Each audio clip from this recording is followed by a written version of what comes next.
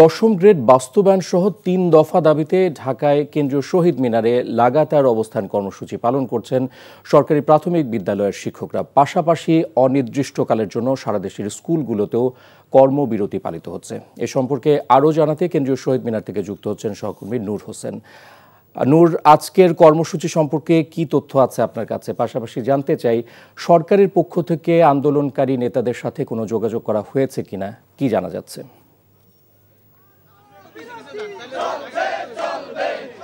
ইফতেখার, আজকের কর্মসূচি সকাল থেকেই প্রাথমিক বিদ্যালয়গুলোর যারা শিক্ষক রয়েছেন, যারা বিভিন্ন জেলা থেকে ঢাকা এসেছেন, তারা তাদের যে অবস্থান কর্মসূচি সেই অবস্থান কর্মসূচি শুরু করেছেন এবং সেটি সকাল থেকে চলছে এবং এই কর্মসূচিটি অনির্দিষ্টকালের জন্য চলবে। এছাড়া সারা দেশের সব প্রাথমিক বিদ্যালয়ে তারা যে কর্মবিরতি পালন করছেন সেই কর্মবিরতিও পালন করছেন। সরকারের পক্ষ থেকে তাদের কাছে আহ্বান জানানো হয়েছে আলোচনায় বসবার জন্য। আজকে বিকেল 5টায় শিক্ষক নেতা যারা রয়েছেন তাদের সঙ্গে অর্থ মন্ত্রণালয়ের যে সচিব রয়েছেন এবং প্রাথমিক শিক্ষা মন্ত্রণালয়ের যে সচিব রয়েছেন তাদের বৈঠক হবার কথা রয়েছে এবং সেই বৈঠকে হয়তো কোনো ধরনের একটা ফলাফল আসতে পারে। তবে শিক্ষকদের সঙ্গে, শিক্ষক নেতাদের সঙ্গে কথা বলে আমরা যেমনটি জানতে পেরেছি, তারা বলছেন যে তাদের যে 3 দফা দাবি রয়েছে, এই 3 দফা দাবি মেনে না নেওয়া পর্যন্ত, গ্যাজেট পাস না করা পর্যন্ত তারা তাদের যে কর্মসূচি চলছে সেই কর্মসূচি প্রত্যাহার করবেন না।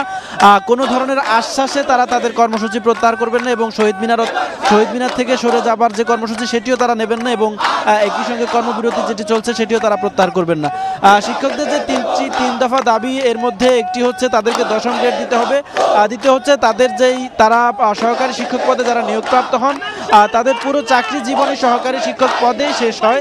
তাদের দাবি হচ্ছে একটি টাইম স্কেল করে 10 বছর 16 বছর পর পর তাদেরকে পদোন্নতি দেওয়া, তাদের যে গ্রেড সমস্যা রয়েছে সেই গ্রেড সমস্যার সমাধান করা এবং সরকারি প্রাথমিক বিদ্যালয়গুলোর প্রধান শিক্ষক পদে শতভাগ সহকারী প্রধান শিক্ষক পদ থেকে নিয়োগ দেওয়ার জন্য তারা দাবি জানাচ্ছেন। এই 3 দফা দাবিতে তারা গত কয়েকদিন ধরে আন্দোলন করছেন। এর আগে গত পরশু তাদের সঙ্গে পুলিশের সঙ্গে ধস্তাধস্তির ঘটনা ঘটে এবং সেখান থেকে কয়েকজনকে আটক করা হয়। পরে শিক্ষকদের দাবির প্রেক্ষিতে তাদের সবাইকে ছেড়ে দেওয়া হয়েছে। তবে যেহেতু এখন পর্যন্ত তাদের যে 3 দফা দাবি, সেই 3 দফা দাবি মেনে নেওয়া হয়নি, তারা তাদের যে কর্মসূচি সেই কর্মসূচি চালাচ্ছেন এবং তারা বলছেন যতক্ষণ না গেজেট পাস করে তাদের এই 3 দফা দাবি বাস্তবায়ন না করা হবে ততক্ষণ পর্যন্ত তাদের কর্মসূচি চলমান থাকবে। ইফতেখার।